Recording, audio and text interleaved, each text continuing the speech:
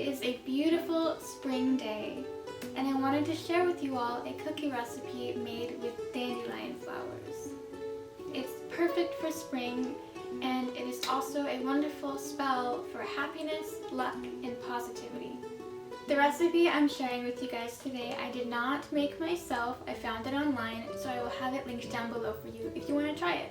For this kitchen spell, I chose dandelion flowers because they are so bright and yellow and cheery, and they remind me of the sun.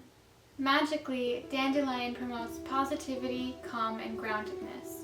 Its seeds can help us grant wishes, and because it grows so readily, it can be used in success and abundance spells. Its yellow flowers remind us of the sun and brightens our mood. Dandelions are also extremely medicinal and can be put in our foods to improve our health.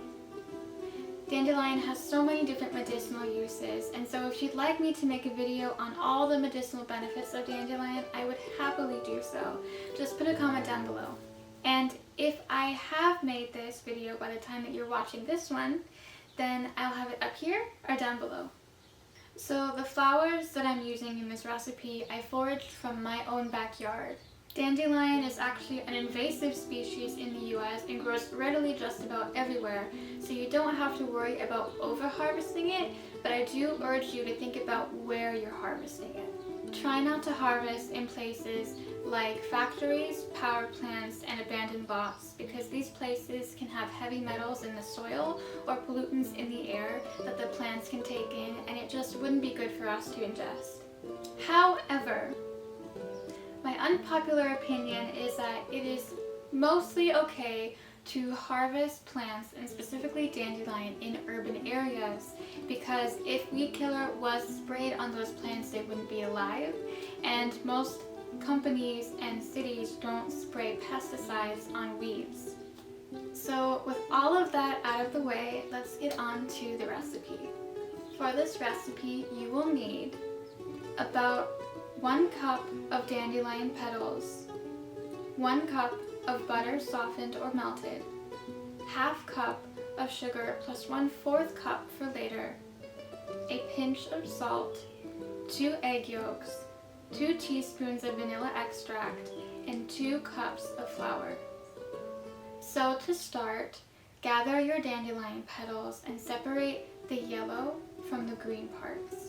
This part is very important because the green parts of the flower are actually very bitter, and it wouldn't taste very good in a cookie. It's a little bit of a tedious task, but once it's done, it should look something like this.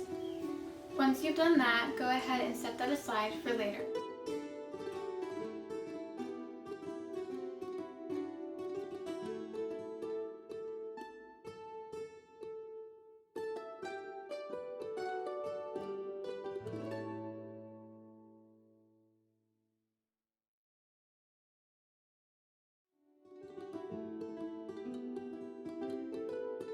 Pour the sugar, butter, egg yolks, and vanilla extract into a bowl and cream together until nice and smooth. Next, add most of the dandelion petals, leaving some aside for later.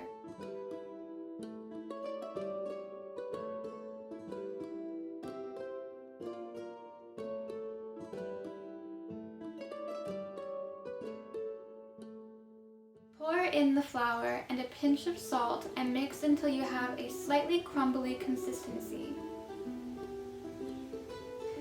I went ahead and mixed the rest of it with my hands until it stuck together and I could form a ball with the dough.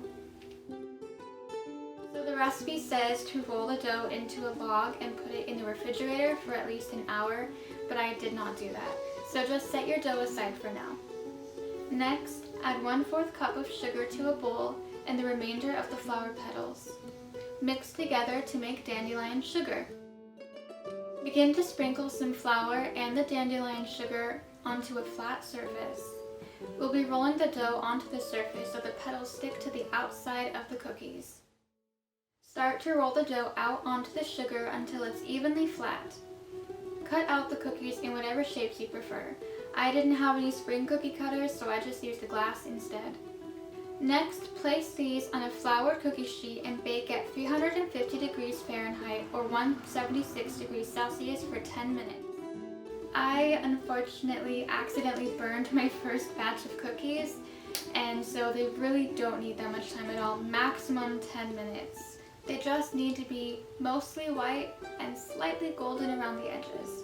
So these are how the cookies turned out.